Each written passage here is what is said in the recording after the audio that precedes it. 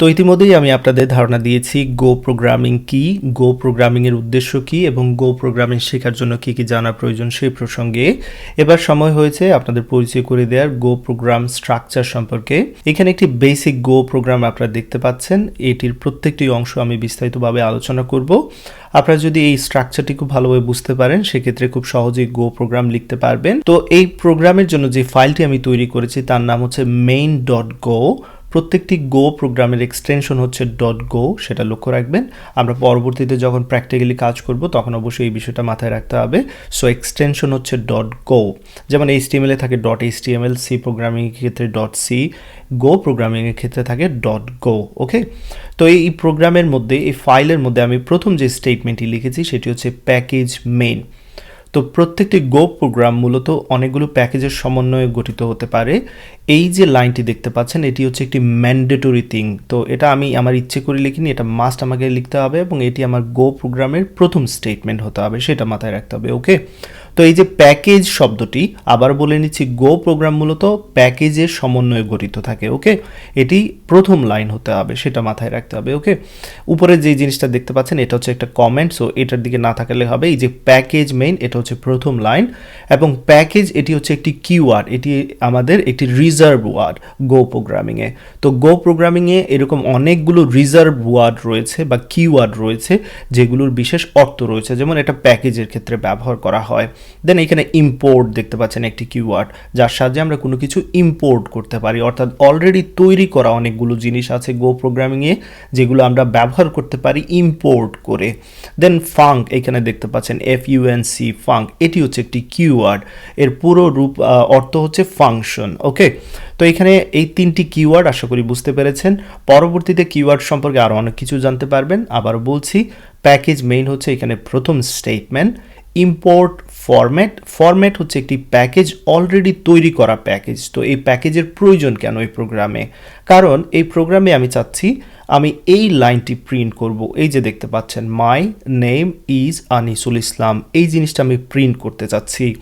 তো এই যে মাই নেম ইজ আনিসুল ইসলাম এটি হচ্ছে একটি স্ট্রিং, অর্থাৎ অনেকগুলো ক্যারেক্টারের সমন্বয়ে গঠিত কোনো কিছুকে স্ট্রিং বলা হয়।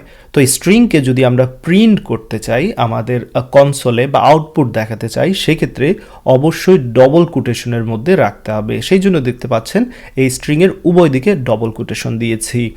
বাট এটাকে প্রিন্ট করতে হলে, এই যে স্ট্রিংটাকে যদি আমরা প্রিন্ট করতে চাই সেক্ষেত্রে যার সাহায্য নিতে হবে সেটা হচ্ছে যে println function. Println হচ্ছে একটি তৈরিকৃত ফাংশন যেটা অলরেডি তৈরি করা আছে গো প্রোগ্রামিংয়ে, কিন্তু সেটা কার মধ্যে তৈরি করা আছে? সেটা এই ফরম্যাট প্যাকেজের মধ্যে তৈরি করা আছে, এফএমটি।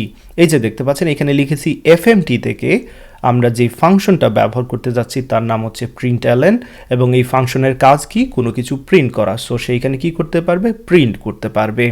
তো সেই জন্য আমরা এই প্যাকেজটাকে কি করেছি? ইম্পোর্ট করেছি। কোনো প্যাকেজ থেকে যদি তার ফাংশনকে আমরা ব্যবহার করতে চাই তাহলে সেই প্যাকেজটাকে প্রথমে নিয়ে আসতে হবে, সেই জন্য এই লাইনটি এখানে লেখা।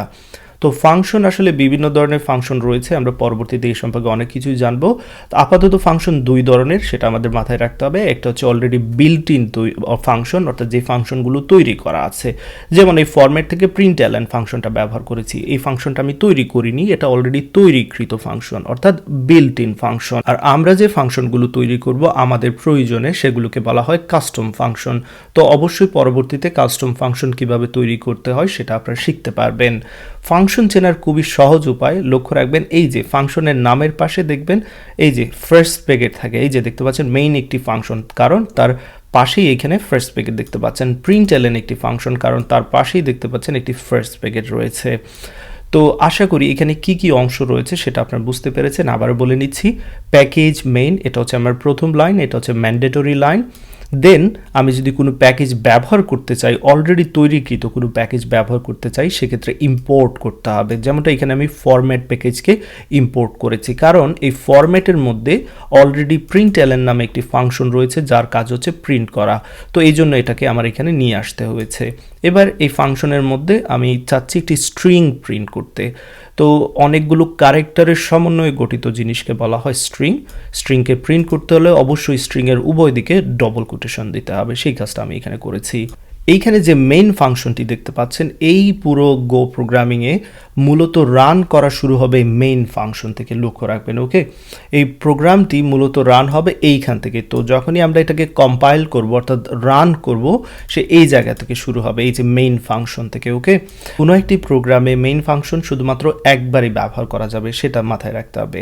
তো এই প্রোগ্রামের আউটপুট কী হবে নিশ্চয়ই আপনারা বুঝতে পেরেছেন। আউটপুট এখানে লেখা আছে, দেখতে পাচ্ছেন, মাই নেম ইজ আনিসুল ইসলাম দেখাবে। তো আশা করি একটি গো প্রোগ্রামের বেসিক স্ট্রাকচার আপনারা বুঝতে পেরেছেন। তো এবার আমরা কোডিং করা শুরু করে দেব, কিন্তু কোডিং শুরু করার আগে আমাদের এনভায়রনমেন্ট সেট আপ করতে হবে, অর্থাৎ আমাদের কোডিং করার জন্য কি কি লাগবে সেগুলো সেট আপ আমরা করব।